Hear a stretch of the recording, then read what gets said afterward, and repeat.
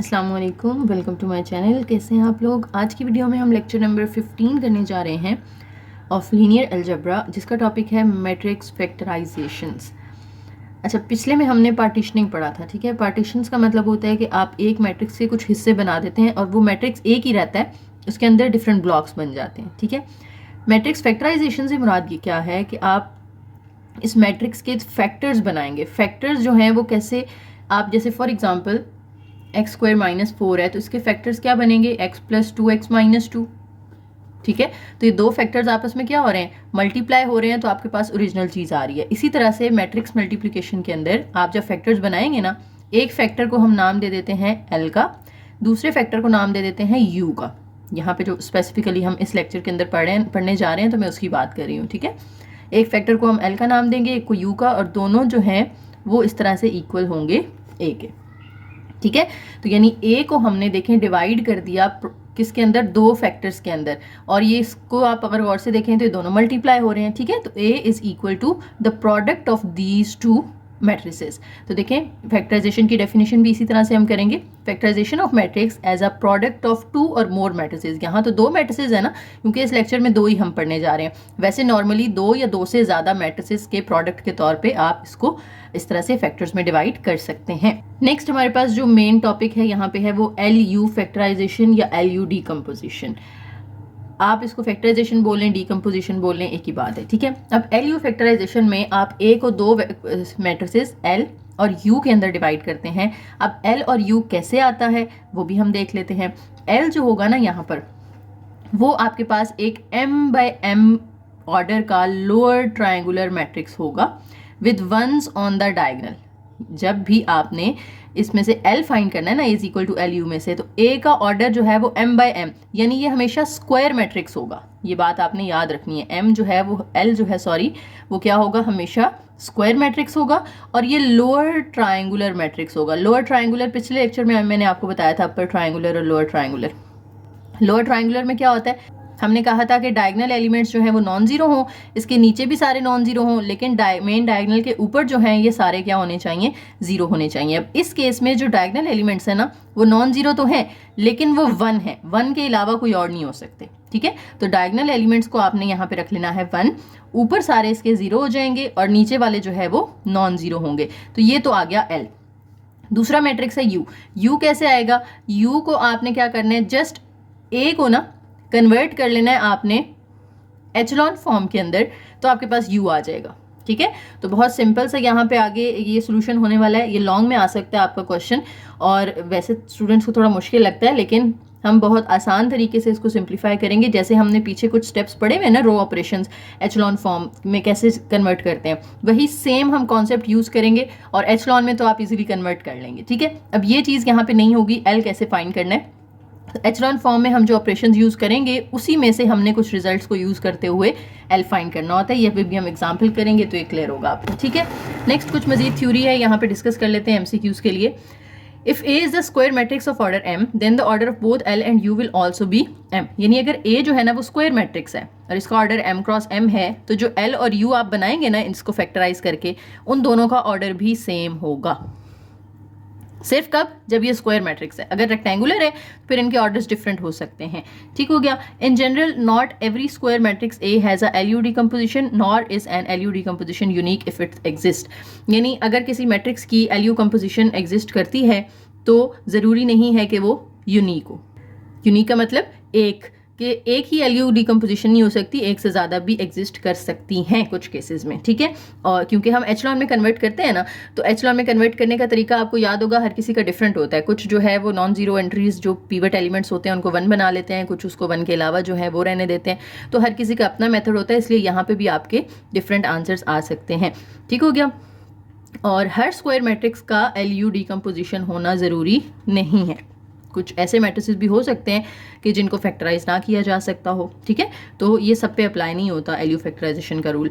Next एक theorem है हमारे पास, if a square matrix A can be reduce to row echelon form with no row interchanges, then A has an LU decomposition. अच्छा, एक और बात मैं यहाँ पे ऊपर मेंशन करना भूल गई कि जब आप ए को एचलॉन फॉर्म में कन्वर्ट कर रहे होंगे ना, बाकी सारे ऑपरेशंस आप अप्लाई कर सकते हैं कि रो को आपस में प्लस कर लें, माइनस कर लें, या किसी नंबर को किसी रो से मल्टीप्लाई कर लें या डिवाइड कर लें। लेकिन एक जो ऑपरेशन है ना कि रो को हम इंटरचेंज जो करते हैं कि फर्स्ट रो को सेकंड से एक्सचेंज कर लो, सेकंड को थर्ड से, ये काम आप नहीं कर सकते। रो इंटरचेंजेस नहीं होनी चाहिए, ठीक है।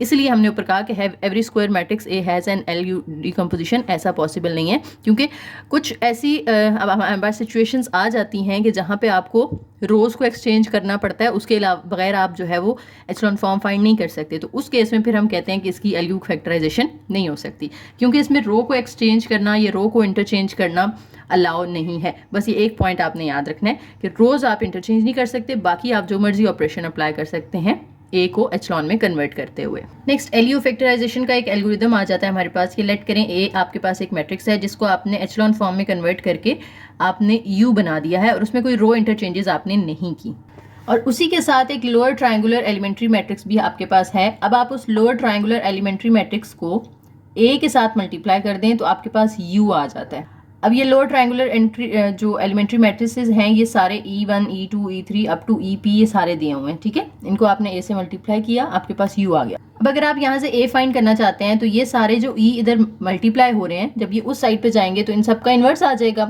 और ये सारे जो इन्वर्स हैं इसको आप रिप्लेस कर दें एल के साथ। तो इस तरह से ए जो है वो किसके इक्वल आ जाता है, एल यू के इक्वल आ जाता है। और एल को हमने अभी पीछे भी कहा था कि एल क्या होगा, लोअर ट्रायंगुलर मैट्रिक्स होगा। तो यहाँ पे भी देखें लोअर ट्रायंगुलर मैट्रिक्स का इन्वर्स है जो कि एल के इक्वल है, और यू जो है वो कैसे आएगा, वो एचलॉन फॉर्म होगी किसकी, ए की। नेक्स्ट है जी procedure for finding an L U decomposition. अब प्रोसीजर हम यहाँ पे पढ़ेंगे नहीं, हम डायरेक्ट एग्जाम्पल पे जाएंगे, वहीं पे मैं आपको साथ साथ इसके स्टेप्स बता दूंगी कि हम कैसे कैसे एल यू डिकम्पोजिशन करते हैं। अब इसकी भी यहाँ पर आपको ना 4 एग्जाम्पल्स दी हुई हैं, तो फर्स्ट मैं डिटेल से करवा देती हूँ, सेकंड, थर्ड और फोर्थ में बुक से ही थोड़ा सा आपको गाइड कर दूंगी, तो आप लोगों ने फिर खुद अटेम्प्ट कर लेनी है, ठीक है। तो फर्स्ट एग्जांपल हम शीट पे कर लेते हैं पूरी डिटेल के साथ। देखिए जी, मेरे पास ए है और इस ए को मैंने कन्वर्ट करना है एचलॉन फॉर्म के अंदर, तो मेरे पास यू आ जाएगा। सामने हम लिख लेते हैं कि हमने एल किसको कहा था और यू किसको कहा था। एल जो है वो हमारा लोअर ट्रायंगुलर मैट्रिक्स था जिसमें डायगोनल सारे 1 थे, और यू जो है वो हमारा एचलॉन फॉर्म थी ए की। तो इसको हमने बेसिकली एचलॉन में कन्वर्ट करना है, जो आंसर आएगा वो यू हो जाएगा। लेकिन एल भी हमने ना साथ साथ ही निकालना है, वो अलग से नहीं होगा कोई तरीका। हम जो जो ऑपरेशन यू पे इस पे अप्लाई करेंगे ना ए पे, उन्हीं को हमने यूज करते हुए एल भी साथ साथ फाइंड करना है। अब एल हम यहाँ पे लिख लेते हैं। अच्छा, एल का ऑर्डर क्या होगा, इसका ऑर्डर है 3/3। हमने पीछे पढ़ा था अगर स्क्वायर मैट्रिक्स हो और जो इसका ऑर्डर होगा वही एल का और यू का ऑर्डर होगा, तो एल का ऑर्डर भी 3/3 होगा, यानी 3 रोज होंगी इसमें और 3 कॉलम्स होंगे। फर्स्ट रो में यहाँ 1 आएगा और इधर 0 आएंगे, फिर इधर 1 और इधर 1। ये देखें डायगोनल 1 हो गए, डायगोनल के ऊपर वाले सारे होंगे 0, और डायगोनल के नीचे जो हैं ये नॉन जीरो होते हैं, ये मुझे नहीं पता क्या है, तो अभी फिलहाल उनकी जगह पे मैं डॉट्स लगा रही हूँ। आपने जब इसको टाइप करना है ना मैथ टाइप पे, तो आपने यहाँ पे स्टेरिक का साइन लगाना होता है, ठीक है। तो स्टेरिक इस तरह से जो हमारा 8 के ऊपर आ रहा होता है, लेकिन मैं अभी फिलहाल यहाँ पे डॉट्स लगा रही हूँ, ठीक है। तो ये मैंने लोअर ट्रायंगुलर मैट्रिक्स बना लिया, इधर हमारे पास ए मौजूद है। अब मुझे इस ए को कन्वर्ट करना है एचलॉन के अंदर। अच्छा, सबसे पहले तो मुझे इसको बना लेना है 1। जब ये 1 बन जाएगा तो इसके नीचे वाले को 0 बनाना आसान हो जाएगा। तो इसको 1 बनाने के लिए मुझे डिवाइड करना पड़ेगा ना 6 के साथ, किसको, R1 को। तो जब 6/6 करेंगे तो यहाँ 1 आ जाएगा, इसको करेंगे तो ये -1/3 आ जाएगा। 0 ओवर 6 तो 0 होता है, और R2 और R3 एज इट इज़ रहेंगी क्योंकि उन पे हमने कोई ऑपरेशन अभी अप्लाई नहीं किया। अच्छा, अब यहाँ से L कैसे आएगा, आपने फर्स्ट रो में जो 6 से डिवाइड किया है, यानी फर्स्ट रो में किस में चेंज लाना चाह रहे थे आप टारगेट कर रहे थे ना, इसको 1 बनाना था आपने। ये जो पहला एलिमेंट है इसको आपने क्या बनाना था, 1, जिसके लिए आपने ये डिवाइड किया 6। अब जो चीज यहाँ डिवाइड की है ना आपने, उसी को इधर आपने मल्टीप्लाई कर देना है।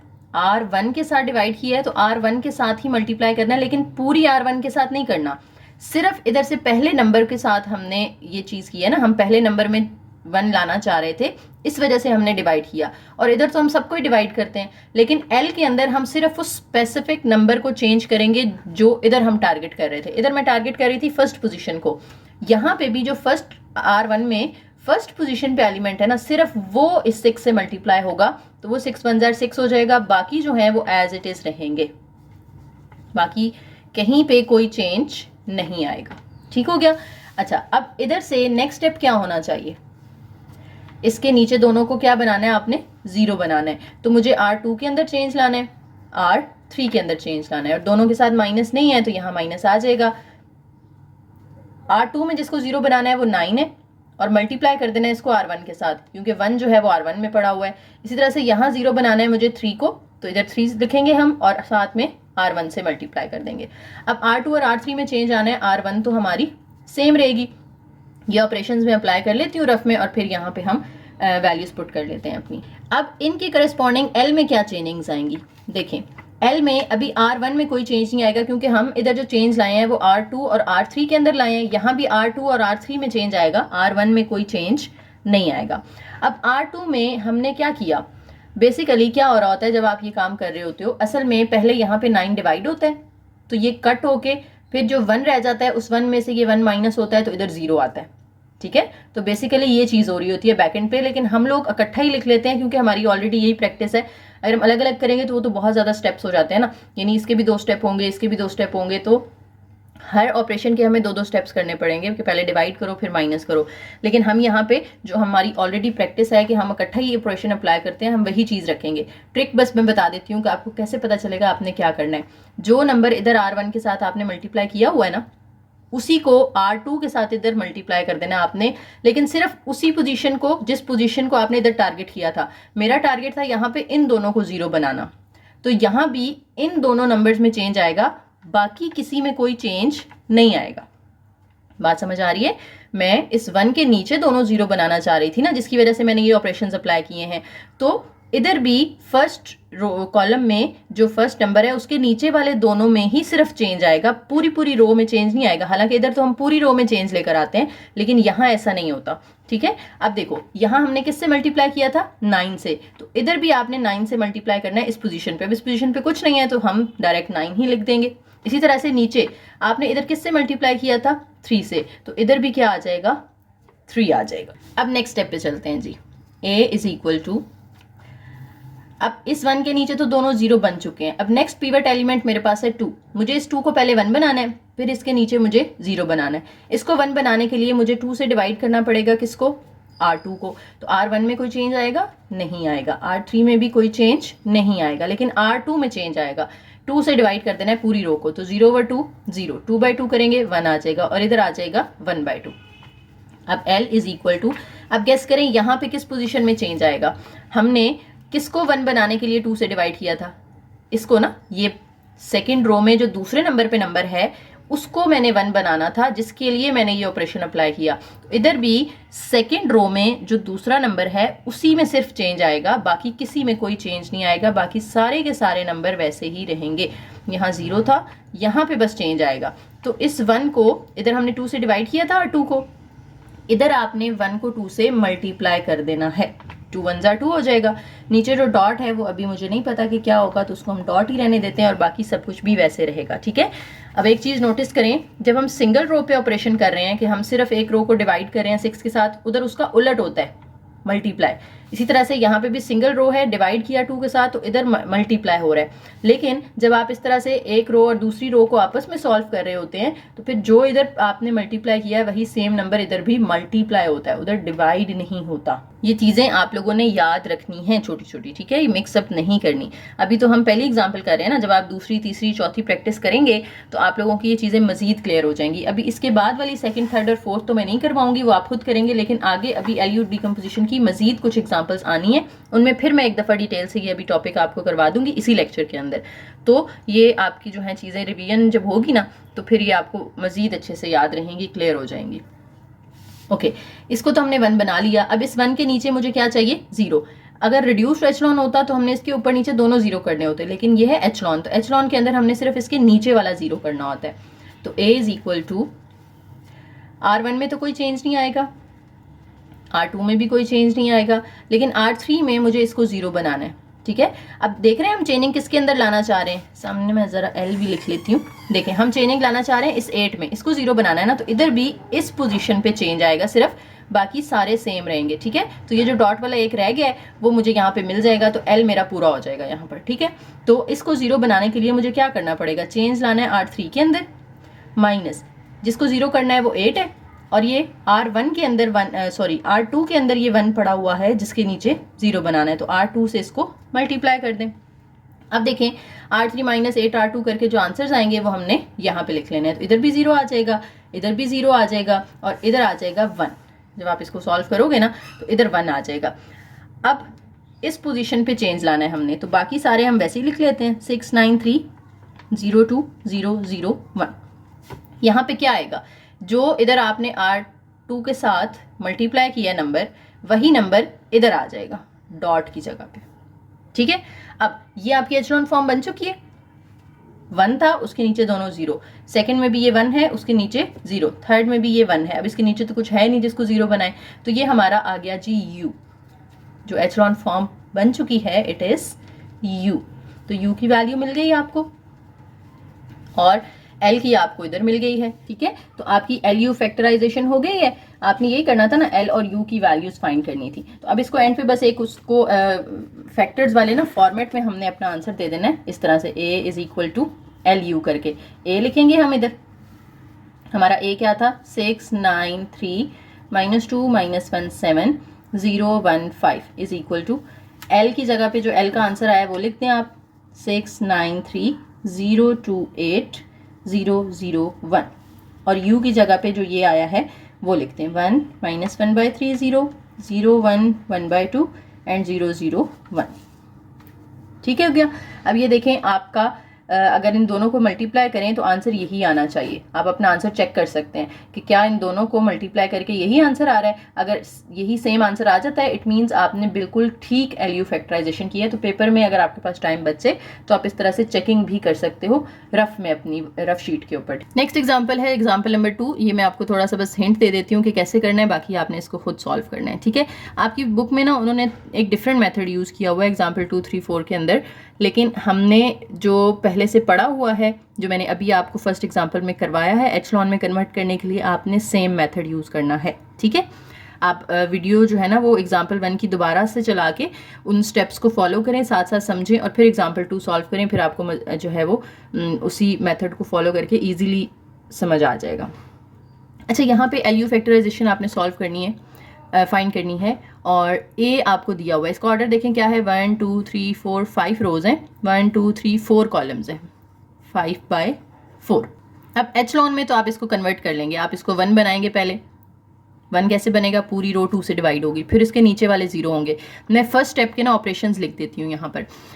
R2 में चेंज लाना होगा, जब इसको 0 बनाना होगा तो आप क्या करेंगे, R2 - 6R1 करेंगे, क्योंकि R2 में चेंज लाना है और जिसको 0 बनाना है वो 6 है, तो यहाँ पे 6 लिख लेंगे। और किसके नीचे बनाना है आपने, R1 के नीचे सारे 0 बनाने हैं ना, तो R1 आपने यहाँ पे मल्टीप्लाई कर देना है। इस तरह से यहाँ पे क्या होगा, R3 में चेंज ला रहे हैं, ये 2R1 हो जाएगा क्योंकि इधर 2 पड़ा हुआ है। फिर R4 में चेंज लाने के लिए 4R1 हो जाएगा और R5 में चेंज लाने के लिए +6R1 होगा क्योंकि माइनस ऑलरेडी इसके साथ है। तो ये 4 ऑपरेशंस आपको अप्लाई करने हैं फर्स्ट स्टेप के अंदर, तो ये सारे के सारे 0 हो जाएंगे। ठीक हो गया। फिर यहाँ पे दूसरा नंबर जो होगा उसको इधर 3 आ जाएगा। जब आप ये सारे ऑपरेशन अप्लाई कर चुके होंगे ना, यहाँ 3 आ रहा होगा, तो आप R2 को 3 से डिवाइड करोगे, फिर उसके नीचे वाले सारे 0 करोगे। ठीक है, तो ये करते जाना है आपने जब तक आपको एचलॉन फॉर्म नहीं मिल जाती। जब एचलॉन फॉर्म बन जाएगी, सामने L जो है वो कैसे आप शुरू करेंगे। L आपको पता है कि एक स्क्वायर मैट्रिक्स होता है, लेकिन यहाँ पे ऑर्डर 5/4 आ रहा है, तो आप L का ऑर्डर क्या रखेंगे, जितनी इसकी रोज है ना L की भी उतनी ही रोज होंगी। इसकी रोज 5 हैं तो L की रोज भी आपने 5 बनानी है, और अगर उसकी रोज 5 होंगी तो कॉलम भी 5 होंगे, क्योंकि L जो है वो आपने स्क्वायर मैट्रिक्स बनाना होता है। ठीक है, तो जितनी इसकी रोज हैं उतनी ही L की रोज होनी चाहिए और उतने ही L के कॉलम होंगे। तो L जो होगा ना ये 5/5 का बनेगा। ठीक है, सारे डायगोनल एलिमेंट्स आपने 1 कर लेने हैं, उसके ऊपर वाले सारे 0 और नीचे सारे आपने इस तरह से स्टेरिक लगा लेने। अब उसी तरीके से अब देखो फर्स्ट स्टेप में कैसे चेंज आएंगे, मैं आपके सामने करती हूँ। फर्स्ट स्टेप में आपने R1 को डिवाइड किया था किसके साथ, 2 के साथ, तो इधर आप R1 में ये जो इसको टारगेट किया था ना हमने, इसकी जगह हम 1 बनाना चाह रहे थे, तो इस पोजीशन पे यहाँ आपने 2 से मल्टीप्लाई कर देना है। ठीक है, अब सेकंड स्टेप में जब आप ये सारे ऑपरेशंस करेंगे तो देखें R2 में चेंज लाए हैं आप 6 से मल्टीप्लाई किया था, और टारगेट क्या था हमारा, ये वाला जिसको हमने 0 बनाना था। इस पोजीशन पे अब आपने 6 के साथ मल्टीप्लाई कर देना है, तो यहाँ 6 आ जाएगा। ठीक है, फिर R3 में यानी ये थर्ड रो में आप इस पहले नंबर को 0 बनाना चाह रहे थे ना, तो थर्ड रो में भी यहाँ पहले नंबर की जगह पे ये 2 आ जाएगा जो R1 के साथ मल्टीप्लाई किया था। ठीक है, R4 में फिर क्या आएगा, यहाँ पे 4 आ जाएगा, R5 में क्या आएगा 6 आ जाएगा। ठीक है, तो ये देखिए फर्स्ट कॉलम मैंने आपको यहाँ पे बना के दे दिया है और साइन यहाँ पे 6 के साथ आएगा नेगेटिव, क्योंकि इनके नेगेटिव आप छोड़ दें, यानी बेसिकली इनके साइंस चेंज करके यहाँ पुट करना होता है हमने। तो ये जो नेगेटिव थे वो सारे आपने पॉजिटिव रखे, जो पॉजिटिव 6 था उसको आपने क्या कर देना है, नेगेटिव कर देना है। ठीक है, अब जो जो ऑपरेशंस आप अप्लाई करेंगे उसके यहाँ जो जो नंबर्स होंगे ना, वो आपने इस रो में उसी पोजीशन पे, जिस पोजीशन पे आपका टारगेट था 0 बनाने का, उसी पोजीशन पे आप इस तरह से चेनिंग लाते जाएंगे। ठीक है, लेकिन ख्याल रहे कि ऊपर वाले सारे 0 ही रहने चाहिए। अगला एग्जांपल नंबर 3 है, इसमें 1 2 3 4 रोज हैं, 1 2 3 4 कॉलम्स हैं, तो 4/4 है इसका ऑर्डर। तो आप जब L लेंगे तो वो भी 4/4 का होगा। डायगोनल एलिमेंट्स 1 रख लेने हैं, नीचे सारे स्टेरिक लगा लेने हैं, ऊपर 0 लगा लेना है, और सेम उसी तरीके से जैसे हमने पीछे एचलॉन में कन्वर्ट करना सीखा है, आप एचलॉन में कन्वर्ट करते जाएंगे और ऑपरेशन साथ साथ L पे भी अप्लाई करते जाएंगे। एग्जाम्पल 4 में देख लें, हमारे पास कितनी रोज हैं, 1 2 3 4, और कॉलम्स कितने हैं, 1 2 3 4 5। तो इसका ऑर्डर हो गया 4/5। तो A तो सेम ही रहेगा ना एचलॉन में कन्वर्ट करने के लिए, लेकिन L जो है उसका ऑर्डर क्या होना चाहिए, जितनी इसकी रोज हैं। कितनी रोज हैं, 4, तो इसकी भी आपने 4 रोज बना लेनी है, और अगर रोज 4 हैं तो इसके कॉलम भी 4 होंगे। ठीक है, तो 4/4 का आएगा ये L। डायगोनल एलिमेंट्स 1, उसके ऊपर सारे 0 और नीचे स्टार लगा लेने। नेक्स्ट है जी matrix inversion by LU decomposition, यानी LU डीकम्पोजिशन को यूज करते हुए आप मैट्रिक्स इन्वर्जन कैसे कर सकते हैं। ठीक है, लेट्स से आपके पास A जो है एक मैट्रिक्स है n क्रॉस n, यानी स्क्वायर मैट्रिक्स है, और वो इन्वर्टिबल है। इन्वर्टिबल का मतलब क्या है कि वो नॉन सिंगुलर है, यानी आप उसका इन्वर्स फाइंड कर सकते हो। अब उसका इन्वर्स जो है वो आपके पास लेट्स से इस फॉर्म में आ रहा है कि उसके अंदर जो कॉलम्स हैं उनको आप x1 x2 x3 up to xn का नाम दे रहे हैं। अब आपको पता है कि जब आप एक मैट्रिक्स को उसके इन्वर्स से मल्टीप्लाई करते हो तो क्या आता है, I आता है ना। तो आप अगर ये A को, यानी ये जो A है, इसको मल्टीप्लाई करेंगे किसके साथ, उसके इन्वर्स के साथ। इसका इन्वर्स क्या है हमारे पास, x1 x2 x3 up to xn। तो आपके पास क्या आना चाहिए, आइडेंटिटी मैट्रिक्स आना चाहिए। आइडेंटिटी मैट्रिक्स में आपको पता है ना, हमने पीछे पढ़ा हुआ आइडेंटिटी मैट्रिक्स अगर इस तरह का है, जो पहला कॉलम होता है उसको हम E1 कहते हैं, दूसरे कॉलम को हम E2 कहते हैं। जब हमने स्टैंडर्ड मैट्रिक्स फाइंड करना सीखा था तब ये बात हमने पढ़ी थी। ठीक है, तो अगर 3/3 का होगा तो E1 E2 E3 आ जाएगा। तो यहाँ पे जो पहला कॉलम होगा वो E1, दूसरा E2 and up to En। जितना ऑर्डर होगा I का उतने ही यहाँ पे कॉलम्स आ जाएंगे। फिर आप इनको मल्टीप्लाई कर दें, A को पहले अंदर सबके साथ बारी बारी मल्टीप्लाई करें, तो ये आ जाएगा AX1 फिर AX2 अप टू AXN, और सामने हमारे पास ये वाला E1 E2 E3 वाला आ रहा है। अब ये AX1 जो है वो इक्वल होगा, क्योंकि दो मैट्रिक्स जब इक्वल होते हैं तो पहला एलिमेंट पहले के इक्वल होता है, तो AX1 इक्वल आ जाएगा E1 के, इस तरह से AX2 इक्वल आ जाएगा E2 के, एंड सो ऑन। नेक्स्ट है जी solving linear system by LU factorization. ये दूसरा इंपॉर्टेंट टॉपिक है। एक शुरू में मैंने आपको बताया कि फाइंड LU फैक्टराइजेशन, ये क्वेश्चन आ सकता है पेपर में, और दूसरा यहाँ पे है कि लीनियर सिस्टम ऑफ इक्वेशंस को बाय LU फैक्टराइजेशन आप कैसे सॉल्व कर सकते हैं। तो ये दूसरा इंपॉर्टेंट टॉपिक है, ये भी लॉन्ग में ही आता होता है। यहाँ पे आपने देखना है कि सबसे पहले आपको जो सिस्टम ऑफ इक्वेशंस हैं वो दी होती हैं इस फॉर्मेट के अंदर ना, AX is equal to B के अंदर। आपने उसको कन्वर्ट कर लेना है एक न्यू फॉर्मेट के अंदर। इधर से आपने A के बनाने हैं फैक्टर्स जो कि L और U बनेंगे, यानी इसकी LU फैक्टराइजेशन करनी है। तो हम कहते हैं ना कि A किसके इक्वल आ जाता है, LU के। तो A की जगह पे आप LU पुट कर दें, साथ में जो X है वो एज इट इज़ और इक्वल टू B भी एज इट इज़। अब ब्रैकेट अगर आप इनके साथ लगा दें, और ये जो U ऑफ X है ना, इसको लेट कर लें कि ये UX जो है ये इक्वल टू एक नया वेरिएबल Y है। अब UX की जगह अगर मैं Y पुट करूँ तो LY किसके इक्वल हो जाएगा, B के इक्वल हो जाएगा। तो ये दो इक्वेशंस आपके पास एक तरह से बन गई हैं, ये दोनों आप फाइंड करते हैं। फिर आपके पास जो x1 x2 x3 और x के अंदर जितने भी आपके पास एंट्रीज होंगी सबकी वैल्यूज आ जाएंगी। ठीक है, तो ये दो इक्वेशंस आपने याद रखनी है, और ये निकली कैसे है मैंने आपको बता दिया। A की जगह LU पुट करें, और जो अंदर UX आएगा उसको एक नया वेरिएबल दे दें Y। तो UX is equal to Y and LY is equal to B। ये दो इक्वेशंस आपने माइंड में रखनी है। इनको यूज करते हुए अब हम X की वैल्यूज निकालेंगे। अब ऊपर उन्होंने स्टेप्स दे दिए हैं, लेकिन हम डायरेक्ट एग्जांपल पे जाते हैं तो खुद ही आपको स्टेप समझ आ जाएंगे कि क्या करना है, क्योंकि थ्योरी से तो चीज़ समझ में नहीं आती है। ठीक है, तो हमने दो इक्वेशंस जो लिखी थी वो क्या थी, UX is equal to Y and LY is equal to X। ये दो इक्वेशंस हमने यूज करनी है, लेकिन उससे पहले हमें A को कन्वर्ट करना पड़ेगा LU फैक्टराइजेशन के अंदर, यानी L और U पहले आपको फाइंड करने पड़ेंगे ना। अब वो फाइंड कैसे करने हैं, जैसे अभी हमने पीछे किया, तो ये भी मैं आपको डिटेल से करवा देती हूँ ताकि आपकी LU की दोबारा से रिविजन भी हो जाए जो हमने पीछे एग्जाम्पल सॉल्व की है। सबसे पहले यहाँ से आपको A लिखना है। A कैसे आएगा, ये जो x1 वाले हैं ये सारे पहले कॉलम में आ जाएंगे, x2 वाले दूसरे कॉलम में, x3 वाले कोएफिशिएंट तीसरे कॉलम में, x जो होगा उसके अंदर सारे वेरिएबल्स आ जाएंगे। तो ये देखें ये आपके पास a बन गया, साथ में सारे वेरिएबल्स आ जाते हैं जिनको हम x का नाम दे देते हैं और इक्वल के सामने 2 2 3 जो है इसको आप b का नाम दे देंगे। तो देखें ax is equal to b वाली चीज़ आपके पास बन गई है। अब इसमें से जो a है इसके आपने फैक्टर्स निकालने हैं, क्योंकि हमने इसको सॉल्व कैसे करना है, LU डिकम्पोजिशन से। तो पहले LU फैक्टराइजेशन इसकी करनी पड़ेगी आपको, ठीक है। तो a हम लिख लेते हैं और फिर उसके फैक्टर्स बनाते हैं। ये देखें ये मैंने a लिख लिया है, इसका ऑर्डर कितना है 3/3, तो सामने जो l होगा उसका ऑर्डर भी 3/3 होगा। 1 0 0 डॉट 1 0 डॉट डॉट 1, यानी मेन डायगोनल 1, उसके ऊपर सारे 0 और नीचे डॉट्स आ जाएंगे। अब इसको आपने कन्वर्ट करना है एचलॉन फॉर्म के अंदर। तो सबसे पहले मुझे इस 2 को 1 बनाना है, यानी R1 को मुझे डिवाइड करना पड़ेगा 2 के साथ। जब आप 2/2 करेंगे तो 1 आ जाएगा, 6/2 करेंगे तो 3 आ जाएगा, 2/2 करेंगे तो इधर भी 1 आ जाएगा। और R2 में कोई चेंज नहीं आ रहा, R3 में भी कोई चेंज नहीं आ रहा। अब L में क्या चेंज आएगा, 1 0 0 डॉट 1 0 डॉट डॉट 1। देखें हमने कहाँ चेंज लाया, इधर 1 को चेंज करने के लिए हमने ये 2 से डिवाइड किया था ना, तो फिर वो सब में चेंज आ गया। लेकिन मेन टारगेट हमारा ये फर्स्ट पोजीशन थी, इधर भी फर्स्ट पोजीशन में चेंज आएगा।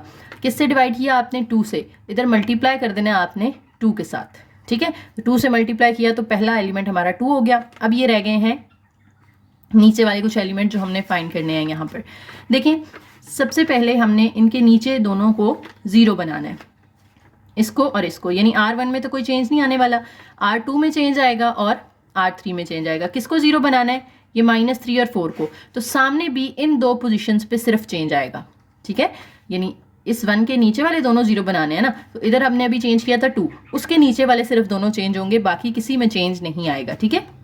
अच्छा R2 में चेंज लाने के लिए हमें इधर किसको 0 बनाना है, 3 को ना। तो अब माइनस इसके साथ ऑलरेडी है तो हम लगाएंगे +3 और मल्टीप्लाई R1 से करेंगे, क्योंकि 1 जो है वो R1 में पड़ा हुआ है। इसी तरह से इधर 4 को बनाना है तो -4 R1। अब ये दोनों ऑपरेशंस अप्लाई कर लेते हैं और जो आंसर्स आएंगे वो हम यहाँ पर लिख लेंगे।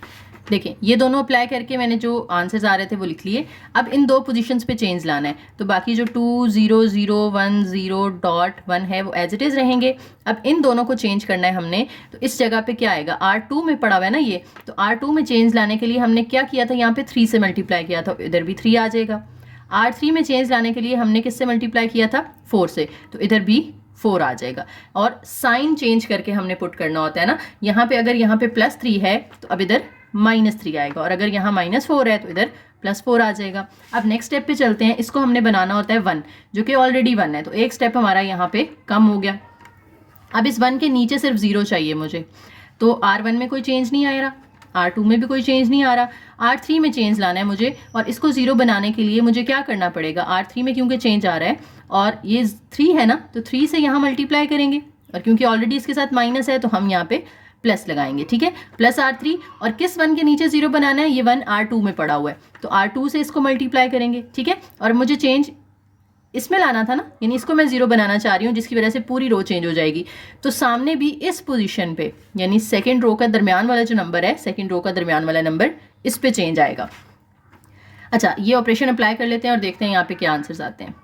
इसके आंसर्स आ गए 0 0 1। अब सामने जो L है इसमें मुझे सिर्फ इसको चेंज करना है, तो बाकी जो 2 -3 4 0 1 0 0 1 ये एज इट इज़ रहेंगे, ये नंबर सिर्फ चेंज होगा कि किससे मल्टीप्लाई किया, यहाँ पे मैंने 3 से, तो यहाँ पे भी आपने 3 लिख देना है, लेकिन साइन चेंज करके, यहाँ +3 है तो यहाँ आपने -3 कर देना है। तो ये L मिल गया और ये U, क्योंकि यहाँ पे अब सारे डॉट्स खत्म हो गए ना, कुछ नहीं है, और ये भी एचलॉन में कन्वर्ट हो चुका है। इस 1 के नीचे भी दोनों 0 हैं, इस 1 के नीचे भी 0 है, और यहाँ 1 है और उसके नीचे तो कुछ है नहीं, तो मुझे L की वैल्यू भी मिल गई है और U की वैल्यू भी मिल गई है। ये U है हमारा 3 1 0 1 3 1, और L ये ऑलरेडी यहाँ पे लिखा हुआ है। जब आपने LU फैक्टराइजेशन कर ली है, अब आपने वो दोनों इक्वेशंस लिखनी है जो मैंने अभी आपको बताई थी, U of x is equal to y, और दूसरी हमने पढ़ी थी L of y is equal to b। अब डिसाइड करना पड़ेगा कि पहले ये वाली यूज़ करनी है या पहले ये वाली यूज़ करनी है। इसको अगर आप देखो तो इसमें आपको y नहीं पता, लेकिन L भी पता है और b भी पता है। इसमें अगर देखें तो x भी नहीं पता, y भी नहीं पता, सिर्फ u पता है, तो इसमें तो 2 अननोन है, तो इसको सॉल्व करना अभी पॉसिबल नहीं है। पहले हम ये करेंगे, यहाँ से जब y निकल आएगा फिर इस y को हम इधर पुट करेंगे तो हमारे पास x आ जाएगा, ठीक है। तो पहले हम कौन सी यूज़ करेंगे, using L y is equal to b। अब यहाँ पे पहले L लिख लेते हैं। एल हमारे पास आया अभी ये जो हमने ऊपर फाइंड किया ये वाला, ये आ जाएगा 2 0 0 -3 1 0 4 -3 1, एल आ गया। इसके साथ है वाई।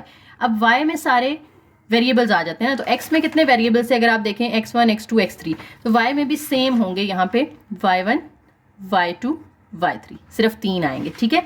इज इक्वल टू है b, b की वैल्यू क्या थी 2 2 3 2 2 3। अब इन दोनों को मल्टीप्लाई करें, फर्स्ट रो को फर्स्ट कॉलम से 2y1 से मल्टीप्लाई होगा, 0y2 से मल्टीप्लाई होगा और 0y3 से मल्टीप्लाई होगा। फिर सेकेंड रो को इससे करेंगे तो -3y1 plus 1y2 plus 0y3। Third row को करेंगे तो 4y1 -3y2 प्लस y3 और इक्वल के सामने आ रहा है हमारे पास 2 2 3। अब दो मैट्रिसेस इक्वल हैं तो पहला पहले के इक्वल होगा, ये दोनों तो जीरो है ना, तो ये आप छोड़ दें, इधर से ये जीरो है तो ये भी छोड़ दें।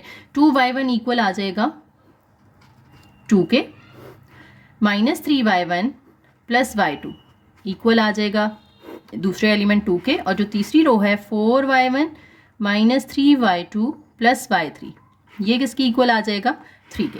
अब y1 y2 की और y3 की वैल्यूज़ निकालनी है, तो y1 यहाँ से इजीली निकल रहा है, ये 2 यहाँ मल्टीप्लाई हो रहा है, उधर जाके डिवाइड होगा तो y1 आ गया मेरे पास 1। अब ये y1 की वैल्यू जो पीछे आपने 1 निकाली है वो इधर पुट कर दें, तो ये -3 होगा, -3 उधर जाके प्लस होगा तो 2 + 3 आ जाएगा 5, तो y2 भी निकाल लिया हमने। अब y1 और y2 जो निकाले हैं वो यहाँ पुट करें तो y3 आ जाएगा 4 × y1 की वैल्यू -3 × y2 की value plus y3 is equal to 3। तो y3 जब हम निकालेंगे ना तो वो हमारे पास आ जाएगा 2। सॉल्व तो कर लेंगे ना इसको अब आप, तो y1 y2 y3 मेरे पास आ चुका है। सो मेरे पास y की वैल्यू आ गई है,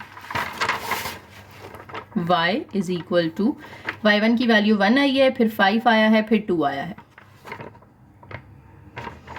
ये y आ चुका है। अब हम दूसरी इक्वेशन यूज करेंगे यूजिंग, दूसरी इक्वेशन है हमारे पास ly is equal to, sorry ly वाली तो हम यूज कर चुके हैं, ux is equal to y। अब इसमें u की वैल्यू पुट करें जो हमने पीछे अभी निकाली थी, LU फैक्टराइजेशन करके u निकाला था ना हमने, 1 3 1 1 3 1 1 3 1 और यहाँ पे 0 है। ओके, u आ गया, साथ में x आ जाएगा। x क्या था हमारे पास x1 x2 x3 is equal to यहाँ पर आ गया y। y क्या है 1 5 2 जो अभी आपने ऊपर निकाला है, ये पुट कर दिया। अब इन दोनों को मल्टीप्लाई कर दें, फर्स्ट रो को फर्स्ट कॉलम से 1x1 के साथ प्लस 3x2 के साथ प्लस 1x3 के साथ।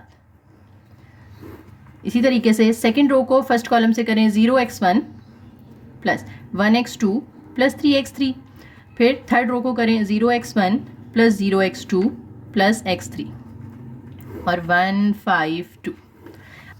अब इन दोनों को आप इक्वल मैट्रिसेस है ना तो कंपेयर करें तो पहला एलिमेंट पहले के इक्वल आ जाएगा, x1 plus 3x2 plus x3 is equal to 1 आ जाएगा। फिर ये 0 है तो छोड़ दें, x2 plus 3x3 x2 plus 3x3 ये इक्वल आ जाएगा हमारा 5 के, और जो तीसरा इधर से x1 x2 दोनों 0 हैं तो ये छोड़ दें, x3 जो है ये इक्वल आ जाएगा 2 के, तो x3 की तो डायरेक्ट वैल्यू आ गई। अब इधर आप क्या करें, x3 की जगह पे 2 पुट कर दें इज इक्वल टू 5, 3 2 6 होता है, 6 उधर जाके माइनस होगा तो ये -1 आ जाएगा। अब x3 और x2 को बारी बारी यहाँ पुट करेंगे तो x1 आ जाएगा, x1 as it is 3 × x2 की वैल्यू प्लस x3 की वैल्यू इज इक्वल टू 1, तो x1 ये आ जाएगा -3 + 2 इज इक्वल टू 1, ये -1 होगा उधर जाके +1 होगा तो x1 जो है ये 2 आ जाएगा। तो मेरे पास जो x है वो कैसे आ गया, x is equal to x1 की वैल्यू, फिर x2 की वैल्यू, फिर x3 की वैल्यू। ठीक है, तो ये हमने सॉल्व कर लिया। इसको वेरिएबल्स की वैल्यूज निकालनी होती है ना, सिस्टम ऑफ लीनियर इक्वेशंस दी हुई थी, उसमें 3 वेरिएबल्स थे x1 x2 x3, उनकी वैल्यूज आपने निकाल के दिखानी थी, लेकिन बाय यूजिंग LU फैक्टराइजेशन। अब हमने इसके काफ़ी सारे मेथड्स पढ़ लिए हैं, तो आपने जिस मेथड से वो पूछेंगे उस मेथड से आपने बताना है। ठीक है, तो LU फैक्टराइजेशन के अकॉर्डिंग हम उसको इस तरह सॉल्व करते हैं। सबसे पहले L और U फाइंड कर लेते हैं, फिर दो इक्वेशंस जो थी हमारे पास, u of x is equal to y, l of y is equal to b, इनमें से ये वाली l वाली पहले यूज़ करके आपने y की वैल्यूज़ निकाल लेनी है, फिर ये x वाली यूज़ करके इधर से x की वैल्यूज़ निकाल लेनी है। ठीक है, अच्छा एक और चीज़ यहाँ पे है, दो टर्म्स मैंने आपको बतानी है कि जब हम y निकाल रहे थे तो आपने नोटिस किया होगा कि हमने y1 पहले निकाला, फिर y2, फिर y3। लेकिन जब हम x निकाल रहे थे तो पहले हमने x3 निकाला, फिर 2, फिर 1, यानी यहाँ पे हम रिवर्स आए हैं। तो जब रिवर्स आते हैं ना तो इसको कहते हैं बैकवर्ड सब्स्टिट्यूशन, ठीक है। लेकिन जब हम इस तरह से करते हैं कि पहली वैल्यू फिर दूसरी फिर तीसरी, इसे कहते हैं फॉरवर्ड सब्स्टिट्यूशन। लेकिन बैकवर्ड में पहले तीसरी निकलेगी, फिर दूसरी, फिर पहली। आगे एग्जाम्पल 6 है, आपको उन्होंने एल और यू खुद ही निकाल के दे दिए हैं। ये एल दिया हुआ है, ये आपको उन्होंने यू दिया हुआ है, तो आपने जस्ट इक्वेशंस यूज़ करनी है। L Y is equal to B and U X is equal to Y. पहले ये वाली यूज़ करें, इसमें एल पुट करें और बी पुट करें। बी देखें नीचे दिया हुआ उन्होंने अलग से आपको -9, 5, 7, 11, ठीक है। तो बी और एल पुट करें तो वाई आ जाएगा। फिर जब वाई को यहाँ रखेंगे आप तो यू और वाई पुट करके आपने एक्स निकालना है, सेम इसी मेथड से जैसे अभी हमने पिछली एग्जाम्पल में किया है, ठीक है। इन्होंने यहाँ पे एक डिफरेंट मेथड यूज़ किया हुआ है, लेकिन आप लोग वही करें जो अभी हमने फर्स्ट में किया है, तो एक ही मेथड याद रखेंगे तो ज़रा आसानी रहेगी। अच्छा, मैं ये रिकॉर्ड कर चुकी थी लेकिन ये रिकॉर्ड नहीं हुआ, तो अभी मैं दोबारा बता देती हूँ कि आप किसी मैट्रिक्स को जब उस पर डिफरेंट कोई ऑपरेशंस अप्लाई कर रहे होते हैं, लेट से आप उसकी एलयू फैक्टराइजेशन कर रहे हैं, ठीक है, तो उसके फ्लॉप्स कैलकुलेट करने का क्या मेथड है। फ्लॉप से क्या मुराद है यहाँ पे, floating point operations. Floating point operations के अंदर मैट्रिक्स की मल्टीप्लिकेशन या एडिशन या सब्ट्रैक्शन, ये सारी चीज़ें आ जाती हैं, ठीक है।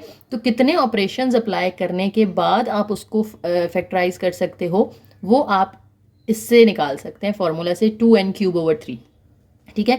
लेकिन ए जो है ना वो मस्ट है कि n क्रॉस n ऑर्डर का स्क्वायर मैट्रिक्स हो, यानी जितनी रोज हो उतने ही कॉलम्स होने चाहिए। लेट से आपके मैट्रिक्स का ऑर्डर 3/3 है, तो 3 रोज हैं, 3 कॉलम्स है। इधर n की जगह आप 3 पुट कर दें, 3 का क्यूब लें, 2 से मल्टीप्लाई करें, 3 से डिवाइड करें, तो आपके पास आंसर आ जाएगा 18। यानी 18 आपको स्टेप्स लगेंगे, 18 आपको ऑपरेशंस अप्लाई करने पड़ेंगे, तब जाके ए जो है वो कन्वर्ट होगा किसके अंदर, LU फैक्टराइजेशन के अंदर, ठीक है। फॉर एग्जाम्पल मैं आपको एक बताती हूँ। अच्छा, ये जो फ्लॉप्स है ना ये एग्जैक्ट 18 नहीं होते, यानी 18 के आसपास, ये अंदाज़ा लगाने के लिए इसके साथ आप एक वर्ड देख रहे हैं अबाउट। अबाउट का मतलब है तकरीबन 18 आपको ऑपरेशंस अप्लाई करने पड़ेंगे। इससे 2-3 ज़्यादा भी हो सकते हैं, 2-3 कम भी हो सकते हैं, ठीक है। लेट्स से आपके पास एक मैट्रिक्स ए है जिसके ABCD 4 एलिमेंट्स हैं। एक मैट्रिक्स बी है जिसके आप लेट्स से यहाँ पे 1, 2 है, ठीक है। अब अगर आप इन दोनों को मल्टीप्लाई करना चाहते हो, आप क्या करेंगे, फर्स्ट रो को फर्स्ट कॉलम से यानी ए से मल्टीप्लाई होगा 1 के साथ, 1 इंटू ए प्लस 2 इंटू बी। इसी तरह से इसको इसके साथ मल्टीप्लाई करना है, तो सी टी को जब इससे मल्टीप्लाई करेंगे तो 1C प्लस 2D। अब ये मैंने मैट्रिक्स मल्टीप्लिकेशन किया है, तो मैंने कितने यहाँ पे ऑपरेशंस अप्लाई किए हैं, देखिए ये 1 मल्टीप्लिकेशन की है, 2 मल्टीप्लिकेशन हुई हैं, 3 मल्टीप्लिकेशन, और ये भी मल्टीप्लाई हो रहे हैं, तो 4 मल्टीप्लिकेशन हुई हैं, 2 एडिशन हुई हैं यहाँ पर। तो टोटल 6 फ्लॉप्स हैं इधर, यानी 6 फ्लोटिंग पॉइंट ऑपरेशंस मैंने अप्लाई किए हैं इन 2 मैट्रिसेस को मल्टीप्लाई करने के लिए, ठीक है। तो ये फ्लॉप्स का मतलब होता है कि आप कितने उसमें ऑपरेशंस अप्लाई कर रहे हो, कितनी मल्टीप्लिकेशंस हैं, कितने एडिशंस हैं, कितनी डिविजन्स हैं, कितने सब्ट्रैक्शंस हैं, वो सारी चीज़ें इसके अंदर आ जाती हैं। तो फ्लॉप्स उम्मीद है अब आपको समझ आ गया होगा, ठीक है। अब ये आप अगर इसका वैसे निकालते फ्लॉप्स किसी फार्मूला से, सेकंड पॉइंट में कह रहे हैं कि L(y) is equal to B and U(x) is equal to y है। ये इनको सॉल्व करने के लिए आपको कितने फ्लॉप्स चाहिए होते हैं, 2n² फ्लॉप्स चाहिए होते हैं। इसी तरह से आप मल्टीप्लिकेशन अगर कर रहे हैं b की a इनवर्स के साथ, उसके लिए 2n² फ्लॉप्स चाहिए होते हैं आपको। इसी तरह से अगर a इज़ अ स्पार्स, अच्छा स्पार्स मैट्रिक्स और डेंस मैट्रिक्स, ये 2 टर्म्स आपने याद रखनी है। स्पार्स मैट्रिक्स वो होता है जिसमें मोस्टली एंट्रीज 0 होती हैं और नॉन ज़ीरो कम होते हैं, यानी 0 ज़्यादा है, नॉन ज़ीरो कम है। लेकिन डेंस मैट्रिक्स ऐसा मैट्रिक्स होता है कि जिसमें ज़ीरोस कम हैं और नॉन ज़ीरो नंबर्स ज़्यादा हैं। फॉर एग्जांपल 1 0 0 0, अब इसमें 3 ज़ीरो हैं तो सिर्फ एक नॉन ज़ीरो है, तो मैं कहूँगी ये स्पार्स मैट्रिक्स है, ठीक है। इट हैज़ मोस्टली 0 एंट्रीज और नॉन ज़ीरो कम है। लेकिन अगर नॉन ज़ीरो ज़्यादा और 0 कम होंगे तो हम उसको डेंस मैट्रिक्स कहेंगे। A is a sparse matrix and L and U may be sparse too, whereas A inverse is likely to be dense. In this case, a solution of AX is equal to B with an LU factorization is much faster than the, अच्छा इसका मतलब ये है कि अगर A जो है वो स्पार्स है, यानी उसके अंदर ज़ीरो ज़्यादा आ रहे हैं, तो आप अगर उसकी LU फैक्टराइजेशन करते हैं ना इन्वर्स फाइंड करने के लिए, तो वो ज़्यादा फास्ट मेथड होगा एज कम्पेयर टू अगर आप उसका ए इनवर्स वाला मेथड यूज़ करें जो आपने पहले ए इनवर्स फाइंड करना सीखा हुआ है, ठीक है। तो उससे टाइम ज़्यादा लग जाएगा, जबकि LU जो है वो कम टाइम लेगा, कम फ्लोटिंग पॉइंट ऑपरेशंस लेगा, ठीक है। तो ये पॉइंट्स आपने जस्ट MCQs के लिए याद रखने हैं कि किस के लिए कितने फ्लोटिंग पॉइंट ऑपरेशंस चाहिए, एलयू फैक्टराइजेशन के लिए इतने फ्लॉप्स हैं, ये अबाउट है यानी एग्जैक्ट नहीं होते, तकरीबन इतने होते हैं। नेक्स्ट एग्जांपल 7 आ गई है हमारे पास, गाशियन एलिमिनेशन मेथड और एलयू डिकम्पोजिशन को यूज़ करते हुए। हमारे पास एक मैट्रिक्स ए है, एक हमारे पास मैट्रिक्स एक्स है और सामने बी है, और साथ में कहा क्या जा रहा है आपसे